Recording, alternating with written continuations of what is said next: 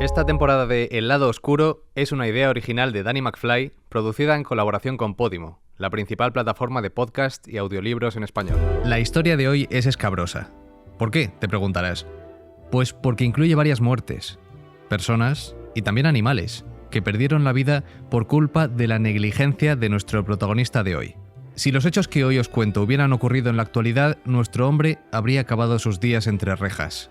Nuestro protagonista de hoy es Michael Curtiz, uno de los directores más prolíficos de la historia del cine. Dirigió más películas que Alfred Hitchcock, Jean-Luc Godard o John Ford. Ya fuera como director único o como colaborador, tiene en su haber más de 170 películas. Sin embargo, de entre todas ellas, destaca una, brillante como un faro en una noche de tormenta: Casablanca. 80 años después, se sigue reverenciando como la obra maestra que es, increíblemente adelantada a su tiempo. La banda sonora, los movimientos de cámara, ese guión tan efectivo, la dirección de fotografía o las brillantes interpretaciones de sus protagonistas hacen de ella una joya atemporal del séptimo arte.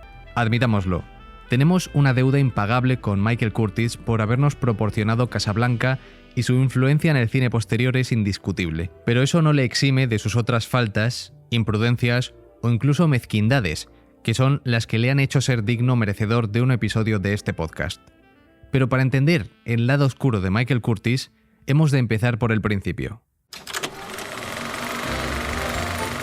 Se cree que nació un 24 de diciembre de 1886 en Budapest, y digo se cree porque, aunque es cierto que era húngaro, la fecha exacta no es del todo fiable, porque le gustaba contar cuentos chinos sobre sus orígenes, incluyendo que huyó de casa a los 17 años para unirse a un circo, o que había sido miembro del equipo de esgrima húngaro en los Juegos Olímpicos de 1912.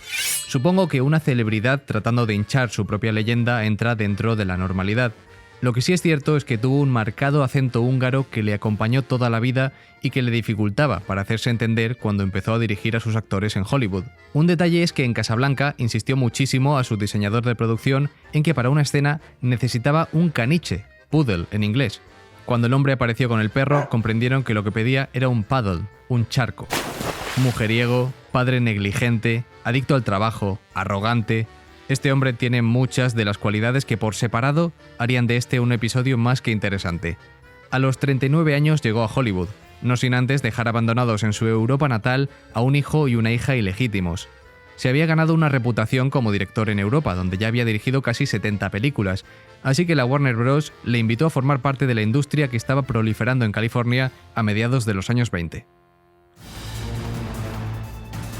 La primera gran película de Michael Curtiz en Hollywood fue el desencadenante del episodio más oscuro de su vida, El Arca de Noé, en 1928. Era una superproducción en la que se iba a representar el famoso pasaje bíblico del diluvio universal, una escena absolutamente impresionante, incluso con los estándares actuales. La tenéis en YouTube y si le echáis un vistazo se os encogerá el alma. Fue tan desgarradora y terrible de rodar como aparece en la pantalla. Michael Curtiz hizo construir un gran estanque de agua que incluía casi 4 millones de litros. Lamentablemente, su afán por obtener autenticidad en esta escena le hizo descuidar vergonzosamente las precauciones de seguridad. Antes de comenzar, el equipo le expresó su preocupación por la integridad física de los extras, pero él le quitó importancia. Dijo, van a tener que arriesgarse. Su director de fotografía, profundamente ofendido, se marchó de allí y abandonó el set. Entonces, gritó la temida palabra: acción.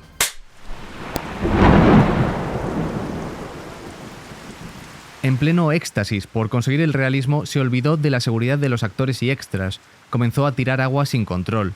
El nivel de agua subía y los actores se veían arrastrados por furiosos torrentes, completamente presas del pánico. Todo el contenido de los tanques se vació en un enorme desastre totalmente descontrolado. 15 operadores de cámaras se vieron arrastrados por el agua e innumerables extras lucharon por sobrevivir durante horas, recibiendo golpes constantes contra los edificios y demás objetos, incapaces de zafarse. El resultado fue dramático. Debido a esta imprudencia, 3 personas perdieron la vida ahogadas, y uno de ellos resultó tan gravemente herido que hubo que amputarle una pierna. El parte de heridos dejó además casi una docena de personas que sufrieron fracturas y otras lesiones graves. Los actores protagonistas tampoco se libraron. La protagonista contrajo neumonía y uno de los actores se rompió 2 costillas. Los intérpretes no eran conscientes de los riesgos porque nadie se lo había explicado. Curtiz jamás informó a los actores de que les derramarían por encima millones y millones de litros de agua. Lo peor es que esta masacre pudo haberse evitado. Antes de dimitir, su director de fotografía, Hal Moore, señaló que podrían hacer exactamente la misma escena con miniaturas y superposiciones, y que sería igual de realista, pero Curtis insistió en hacerlo a su manera. En su retorcida mente, filmar no era tan gratificante si no había muertes reales de por medio. Moore dijo más tarde sobre Curtis: ese maldito bastardo asesino nunca debería haber permitido que sucediera algo así. Pero lo hizo. Y aunque sea inconcebible hoy en día, no recibió ningún castigo por estos crímenes. Salió impune y se le permitió seguir ejerciendo durante décadas sin ningún tipo de consecuencia.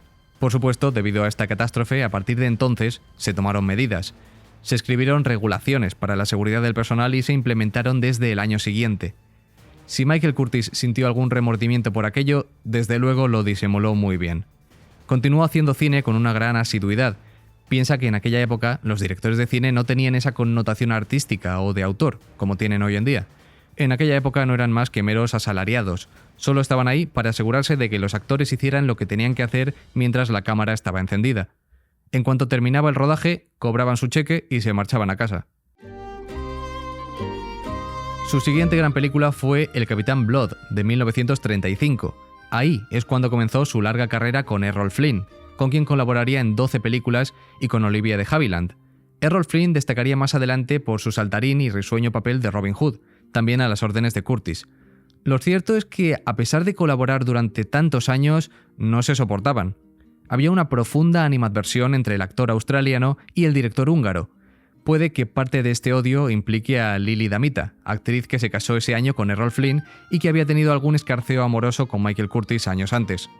Este odio entre ambos se fue fraguando película tras película, especialmente en la siguiente, La carga de la Brigada Ligera, de 1936. Tanto Errol Flynn como Olivia de Havilland estaban descontentos por trabajar con un director al que consideraban un tirano y con un guión que parecía una historia de aventuras juvenil. Fue un rodaje duro, en las gélidas montañas de Lone Pine, en California.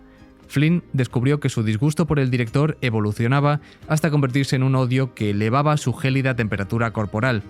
Contaba Flynn que el viento era como un cuchillo y que todos los actores se congelaban en los delgados trajes mientras que Michael Curtis estaba envuelto en unos 3 abrigos dando órdenes. Les hacía esperar horas sentados en los caballos muriendo de frío. Olivia de Havilland compartía la visión de su compañero de reparto hacia el director. Ella decía que Michael Curtis era como Otto Preminger pero en húngaro, un hombre tirano, abusivo y cruel. No solo eso, sino que durante ese rodaje también se vivió un episodio de maltrato animal. Se utilizaron cables trampa para 125 caballos, cables ocultos que detenían su carrera de manera abrupta para derribarlos. De ellos, 25 murieron directamente o tuvieron que ser sacrificados posteriormente.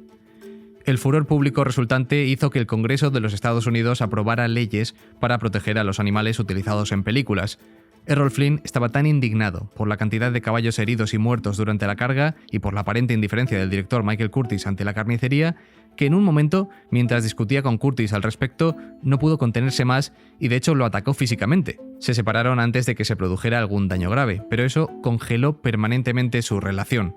Aunque hicieron películas posteriores juntos, se despreciaban y solo hablaban cuando era estrictamente necesario en el set. Su fama de arrogante fue creciendo con los años, y no era la única leyenda que se formaba a su alrededor. Se decía que Michael Curtis solo necesitaba 4 horas de sueño. Su ética del trabajo demoníaca se acercaba al salvajismo, decían de él. Llegaba al set a las 5 de la mañana y se quedaba hasta las 8 de la tarde. Se dice que las condiciones de trabajo en sus sets inspiraron la formación del sindicato de actores. Otra particularidad es que nunca comía durante los rodajes. Se saltaba los almuerzos porque interferían con su trabajo y sentía que a menudo lo cansaban. Por lo tanto, despreciaba a los actores que almorzaban, llamándolos vagabundos del almuerzo, alegando que no tenían energía para trabajar por las tardes. En 1942 llegó Casablanca, una película que asombró al mundo y cuyo rodaje transcurrió sin grandes sobresaltos. Es cierto que el guión iba cambiando constantemente y hasta el último momento ni los actores, ni tan siquiera el director sabían cómo iba a terminar esa película ni con cuál de los 2 hombres se iba a quedar la protagonista Ilsa, encarnada por Ingrid Bergman. Michael Curtis, para dirigirla, le recomendaba que probara algo intermedio. Humphrey Bogart sí que tuvo problemas porque bebía mucho durante el rodaje y no sentía nada de química con su compañera de reparto. Además, estaba pasando un mal momento con su esposa, Mayo Method, que le apuñaló días después, aunque sin ninguna herida grave, pero esa es una historia para otra ocasión. El caso es que este húngaro incomprensible, a quien apodaban Iron Mike por su resistencia y su tenacidad, se entendía mejor con los aparatos técnicos del cine que con las personas. Tras su muerte, a los 75 años, Michael Curtiz había destacado como director de todo tipo de géneros, y su impacto en la cinematografía sigue vivo. Recordado por su habilidad técnica, versatilidad y su contribución a algunas de las películas más icónicas de Hollywood, este era el artista que el mundo recuerda. Ahora, gracias a este podcast, tú has conocido al hombre. Un tipo arrogante, negligente, mujeriego, incomprensible y terriblemente perfeccionista. ¿Preferías no haberlo sabido? Y con esto llegamos al final de este episodio en el que hemos explorado el lado oscuro de uno de los directores más prolíficos de la historia del cine, y que construyó gran parte del Hollywood que inspiró a generaciones y generaciones de creadores de sueños. A pesar de la oscuridad que le rodea y de que afortunadamente la sociedad haya cambiado en este tiempo, recuerda que siempre nos quedará París. Espero que hayas disfrutado de este episodio y no olvides seguirme en redes para sugerirme de qué leyenda o celebridad te gustaría conocer su lado oscuro. Nos vemos en el próximo programa. Este podcast ha sido grabado en los estudios de Podimo en Madrid como parte de su Talent Hub. Guión, Daniel Gallego. Jefe técnico, Edu de Frutos. Dirección de fotografía, Quique Kausek. Hasta pronto.